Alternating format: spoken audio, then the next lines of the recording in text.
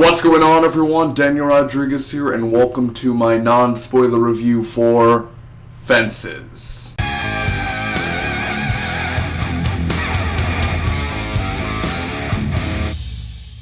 Fences stars Denzel Washington, Viola Davis, and a few other talented actors and actresses as well. It's directed by the main man himself, Denzel Washington. Oscar season has arrived, and for those who have been paying attention may have noticed that Fences is one of those films that are getting nominated for multiple awards.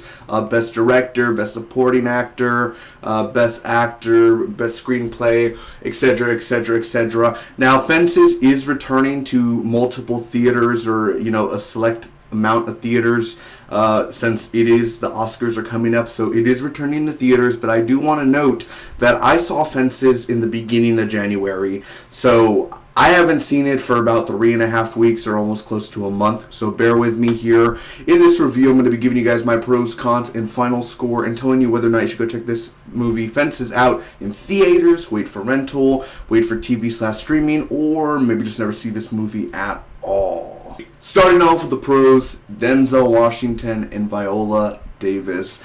You already got my attention with Denzel, but you already have me sitting in the movie theater with Viola. Now, when you have Denzel Washington and Viola Davis in the same movie, in the same scenes, going at it one-on-one, and the dialogue is so advanced, that is a force to be reckoned with. No surprise here, Denzel and Viola are fantastic in Fences.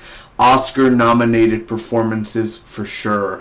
But the one thing that carries this film the most, and that makes it unique than many of the other, nominated films, or any of the films in late of 2016, is the way the dialogue is written. When you see Fences, make sure to have your thinking cap on, because every character has pages and pages and pages of lines, minutes at a time. Minutes, sir, minutes.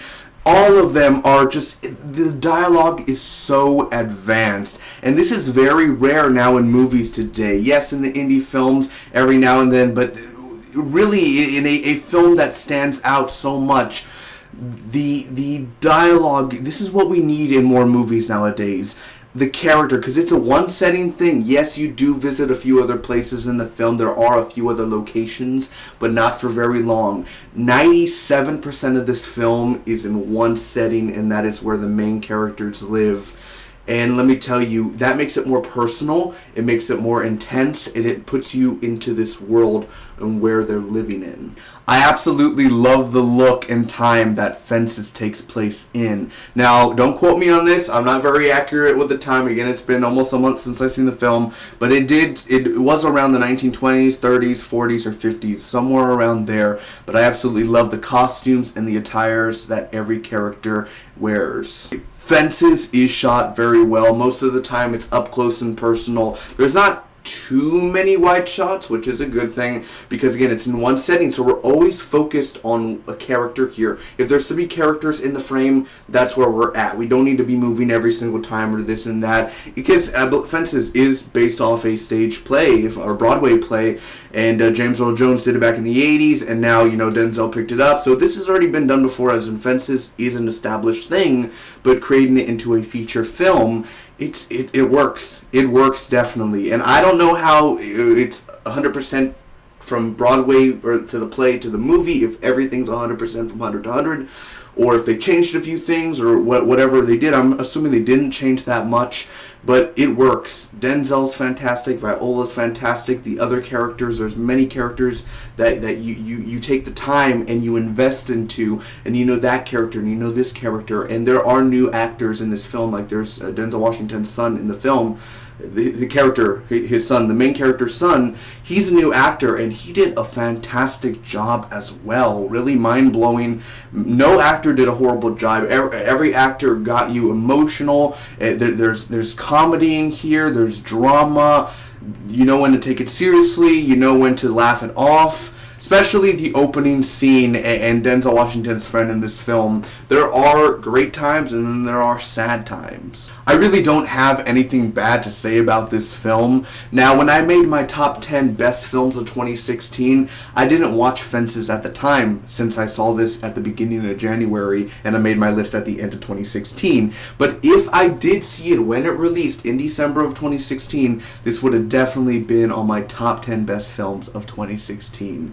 It is awesome, guys. It is a rare film. This doesn't come out every single week or every single month. If it's in your theaters, make sure to check it out. I urge you. Denzel is great. Viola is great. All the other actors and actresses have their moments to shine. It is a rare gem that just... I'm happy I saw it. I'm happy I went to it. Everyone enjoyed it into the theater. The only complaint I have, the only complaint that I really could think about is the last 15 minutes. They're not bad. They're not out of this world. It's just, it got confusing to me for a second, just for me personally. I don't know how it's going to be with you, but for me, yes, I was a little shaken up about a bit about it, but it was confusing at first. I'm like, okay, this happened, but you're not going to show. Okay, so this happened. Okay, like that. It was a little bit like that, but it doesn't ruin anything to it, man. It is a very hard-hitting film, intense, and I urge you to watch it if it's in the theaters. And if you don't make it to the theaters, then definitely check it out on rental. And I will be picking this movie up on Blu-ray as well. If there's a digital HD code, I will be giving it away at a later date in 2017. So I'm going to be giving Fences an 8.7 out of a 10. Thanks for watching, everyone. If you enjoyed, make sure to smack that like button. You can comment down below. Tell me what you guys thought about the movie. Did you enjoy it? Did you not? Do you agree with what I said? Do you disagree with what I said? I'd like to hear your thoughts on it. Share with your friends and hit that subscribe button for more movie reviews coming every single week in 2017 and beyond. Till next time, bye-bye.